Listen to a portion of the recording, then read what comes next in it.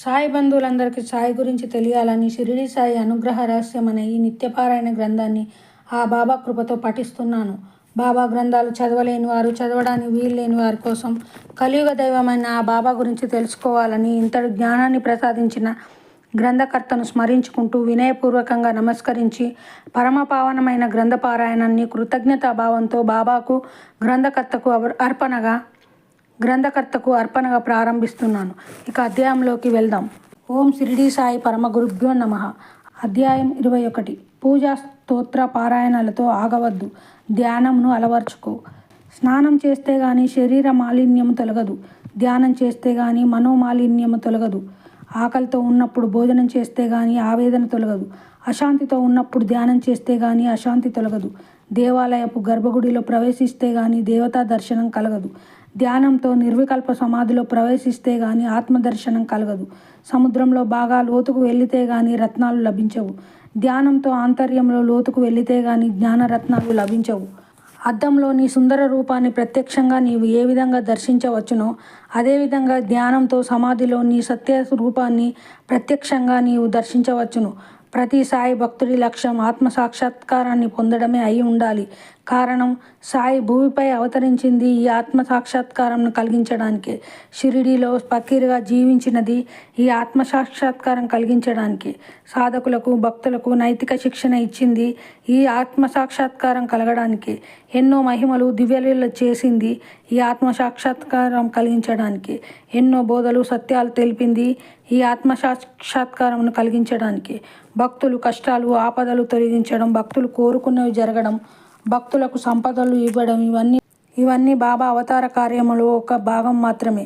ప్రధాన కార్యము సాధకుడికి ఆత్మదర్శనం కలిగించడమే.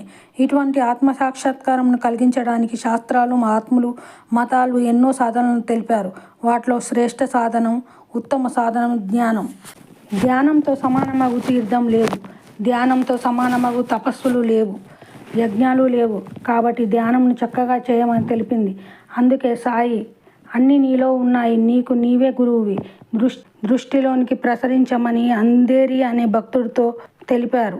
ధ్యానం చేయడం ఎలాంటిదంటే, విమానంలో ప్రయాణించి నిమిషాలలో గమ్యాన్ని చేరుకోవచ్చు. కానీ అందరూ విమానంలో ప్రయాణించలేరు.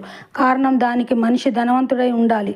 అదేవిధంగా ధ్యానంతో కొన్ని క్షణాలలో నీవు పరమశాంతిని పొందవచ్చు, అద్భుతమైన సృష్టి రహస్యాలు తెలుసుకోవచ్చు, ఎందరో మహర్షులతో, మహాత్ములతో ప్రత్యక్షంగా మాట్లాడవచ్చు, బ్రహ్మానంద పరమసుఖం అంటే ఏమిటో రుచి చూడవచ్చు, సాయితో ఏకంగా ముఖాముఖి మాట్లాడవచ్చు, ఎన్నో నిగూఢ రహస్యాలు, సలహాలు సాయి నుంచి పొందవచ్చు, దుర్లభమైన ఆత్మదర్శనం పొందవచ్చు, ఎన్నో లోకాలు దర్శించవచ్చు.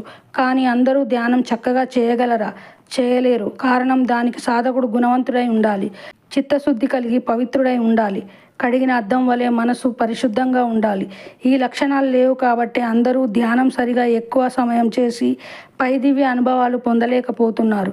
ఈ చిత్తశుద్ధిని, మనోపవిత్రతను, సద్గుణాన్ని సాధకుడికి కలిగించడానికే మహాత్ములు శాస్త్రాలు ధ్యానానికి సహాయంగా కొన్ని ఉపసాధనలు తెలిపారు.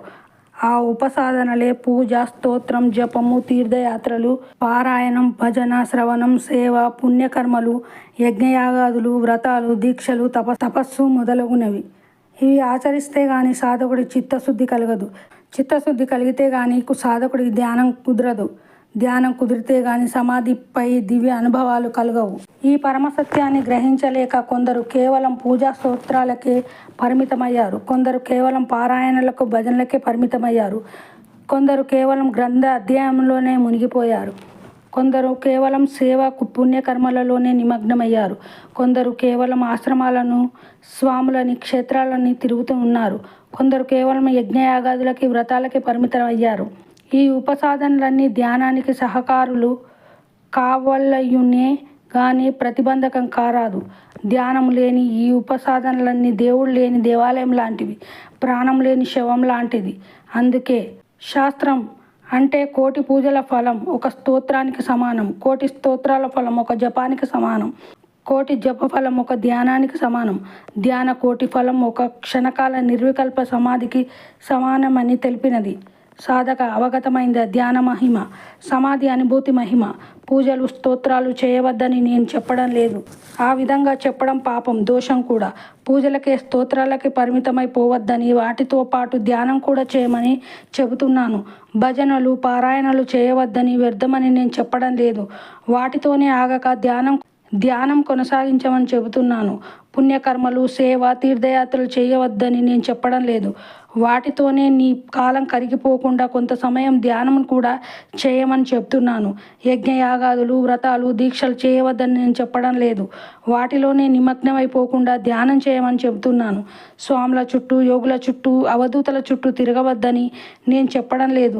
ఆ పనియే ప్రధానంగా పెట్టుకోకుండా ధ్యానమే ప్రధానంగా చేయమని చెబుతున్నాను. దేనిని మీరు ఆపవద్దు.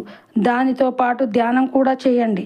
కొందరు భక్తులు, స్వామి పూజా స్తోత్రాలు చేయడానికే మాకు సమయం ఉంది, కానీ ధ్యానం చేయడానికి సమయం లేదంటారు.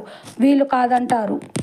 ఇలాంటి సమాధానం చెప్పేవారికి నేను ఇచ్చే సమాధానం ఏమిటంటే, మీరు భగవంతుడి కోసం ఒక అరగంట కేటాయిస్తే 5 నిమిషాలలో పూజ ముగించండి, 10 నిమిషాలలో స్తోత్రం ముగించండి, 15 నిమిషాలు ధ్యానం చేయండి. మీరు 1 గంట సమయం భగవంతుడికి కేటాయిస్తే 10 నిమిషాలలో పూజ ముగించండి, 10 నిమిషాలలో స్తోత్రం ముగించండి, 40 నిమిషాలు ధ్యానం చేయండి. ధ్యానం చేస్తే అన్నీ చేసినట్లే. ధ్యాన విశిష్టతను వింటే మీకు ఈ విషయం చక్కగా అవగతమవుతుంది.